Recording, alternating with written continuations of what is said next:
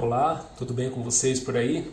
Nós estamos aqui direto de Moçambique, da nossa casa, do lugar onde a gente está morando desde o início desse ano, e estamos aqui para compartilhar um pouco com vocês um momento devocional com toda a igreja através desse vídeo. Nós aproveitamos para dizer que estamos muito bem por aqui, graças a Deus. Depois de 2 meses e meio, já estamos bem adaptados, bem ambientados ao lugar onde nós estamos agora. E tem sido muito bom esse tempo, esse início da nossa vida aqui em Moçambique. Se você não sabe, eu e a Juliana que é filha aí da igreja de Campo Mourão, nós temos um projeto aqui que se chama Semeando Dignidade. E é por isso que eu quero conversar com você e refletir um pouco sobre a parábola do semeador, que tem muito a ver com aquilo que nós estamos fazendo aqui nesse lugar. Um dos textos onde se encontra a parábola do semeador é no texto de Marcos, capítulo 4, versículos de 1 a 20, onde Jesus conta ali a parábola e depois dá a explicação dessa parábola ali para os seus discípulos. E uma coisa curiosa é que às vezes as pessoas muitas vezes pensam que uma parábola era uma metodologia usada por Jesus para ensinar de forma mais fácil para as pessoas, para que as pessoas pudessem entender de maneira mais fácil. Mas pelo contrário, a parábola é uma metodologia usada por Jesus no qual ele usa exemplos da natureza, exemplos do dia a dia das pessoas, mas para que somente aqueles que tivessem que entender a mensagem realmente entendessem. Apenas aqueles que são seus, apenas aqueles que viriam a ser de Jesus, aqueles que são dele, são estes as pessoas que iriam entender a mensagem. E até mesmo para os seus discípulos, no início da caminhada com eles ali, era necessário que Jesus explicasse o que significava essa parábola. E não foi diferente com este caso da parábola do semeador. Então, provavelmente você conhece essa parábola. Se não conhece, eu vou contar de forma resumidamente, não vou ler todo o texto. Mas o fato é que saiu um semeador a semear e ele semeou em 4 terrenos diferentes. Primeiramente, algumas sementes caíram ali ao longo do caminho, germinaram e já morreram. E depois, algumas outras sementes caíram, mas caíram em solo rochoso. E nesse solo rochoso também elas não tiveram muito sucesso, não foram para frente.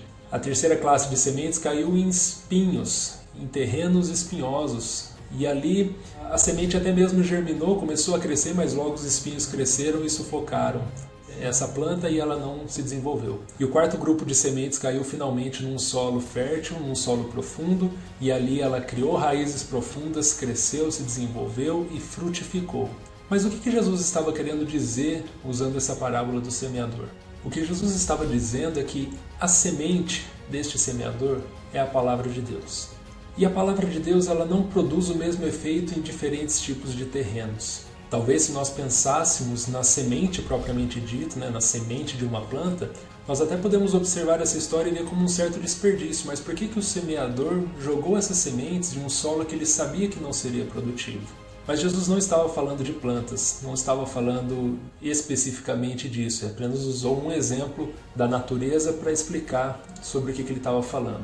Se ele estivesse falando realmente de plantas, o certo seria que esse semeador procurasse apenas um solo rico, um solo profundo, onde essa semente viria a se tornar uma planta boa e viesse a frutificar adequadamente. Acontece que o solo, aqui nessa história, não é a terra realmente. Aqui os solos são a vida de pessoas. Um solo nós podemos observar e ver o que é um solo fértil, como ele é, as características dele, e nós podemos escolher fazer a semeadura apenas no solo fértil.